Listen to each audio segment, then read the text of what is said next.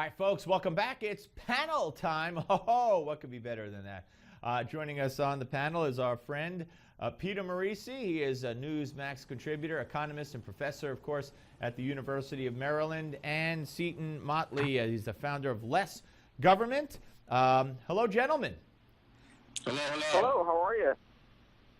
I'm doing well, and welcome to both of you. All right, let's start with a little breaking news.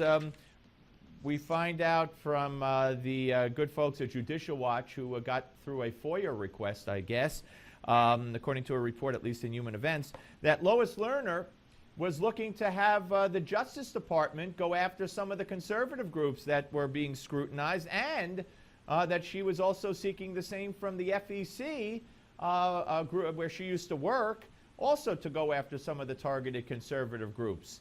Are you surprised, Peter, by any of this? No, the only thing that surprises me is that Eric Holder has so little regard for the law, he's just not doing anything about it.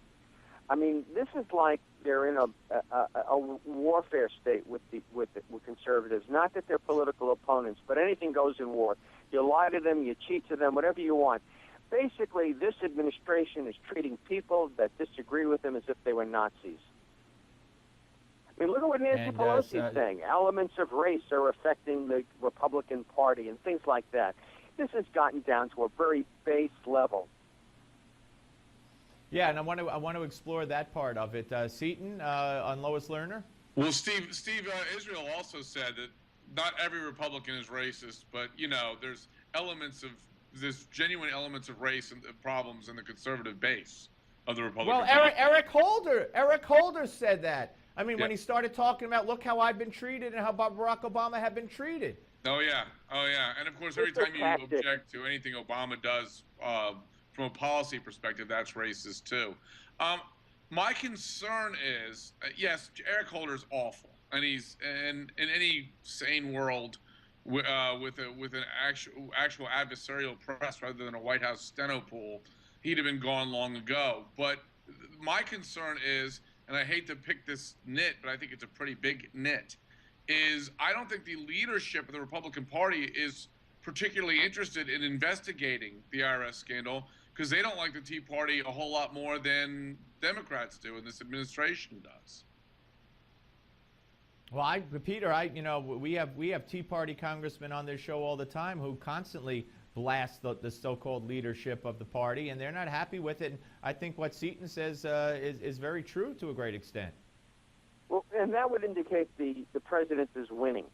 He's doing what he wants to do, and that's divide the Republican Party. Let's go back to the race issue by saying not every Republican is racist. That sort of challenges the moderates to say, oh, I'm not one of the racist Republicans, it's others. That divides the party. It validates the president's point of view, which basically, because everything else is failing, what he's saying is you need to elect us to guard against a return to the old regime, a return to segregation and racism, a return to sexism, to protect women, to protect the poor, and so forth. That the Republican Party has been captured by people who are racist, sexist, want to put the jackboot of oppression on the neck of the working poor. We have to defend you. It's fascism at its worst.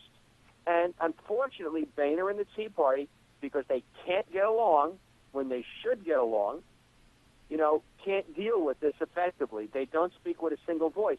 The president is a very effective tacticianer. Even if he is a cynical man, he's an effective man. I think that a lot more is going on with Mr. Putin than we think. Mr. Obama's learning a lot from Mr. Putin.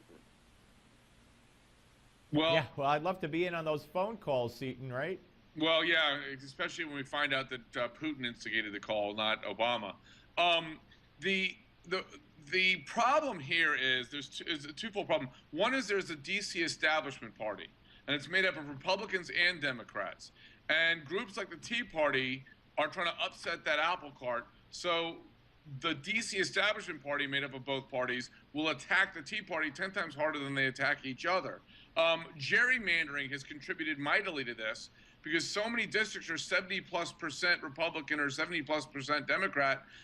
The establishment Republicans don't have to worry about a Democrat defeating them. Their concern is being beaten by somebody on the right from the Tea Party or whatever. So they'll fight 10 times as hard against them as they do against the Democrats. Yeah, I want to run something by both of you gentlemen and start with Peter, of course, here. There's a story out today from CNS News that 86 million full-time private sector workers are actually supporting and sustaining 148 million so-called benefit takers. Now, you've talked about us becoming Greece on many occasions, Peter, and I just don't see how this is sustainable. Well, when you think of those people that pay taxes are gradually being outnumbered by those people who don't. And then you have all the people that get some kind of benefits. It's perfectly, logical, those numbers. I mean, I don't have the exact numbers in front of me, but these are not members of your family. These aren't people that depend on a breadwinner anymore. These are people that hector and nag and carry on, and the president buys them off by taxing people at the top. That's an unsustainable model. That's why, the fewest percentage, the lowest percentage of Americans since 1979 is working. This is why the millennials are the first generation not to be as well off as their parents at the same age, and so forth. But, there's cracks in all this. Folks that graduated college over the last 5 years are very unlikely to vote for Barack Obama, unlike the millennials were when he was first elected to office. They're not happy. So instead, he plays the race card, the gender card, the class card, the fascist card, the fascist card, the fascist card.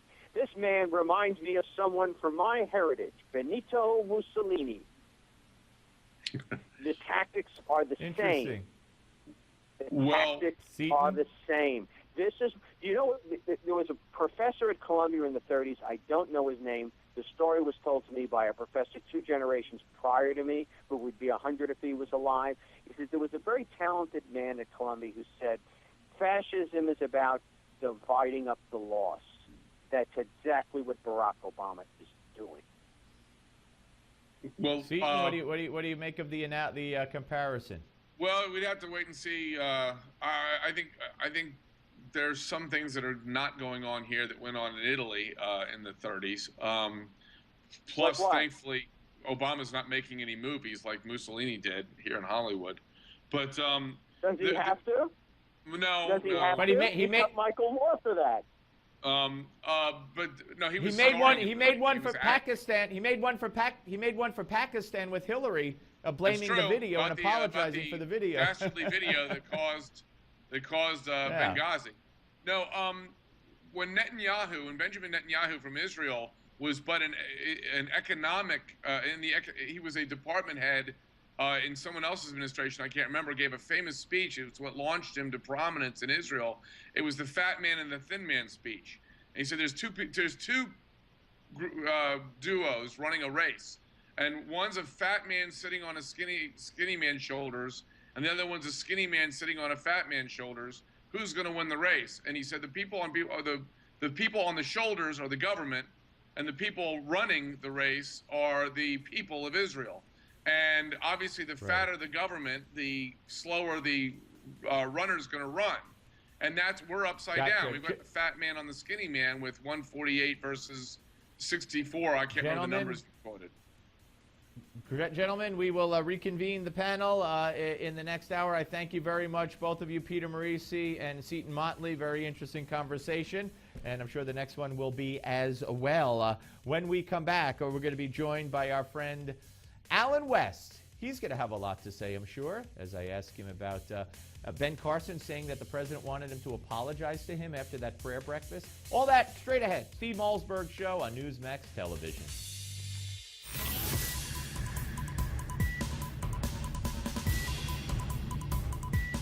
We don't just talk about the news, we talk to those making news. This is the Steve Malzberg Show.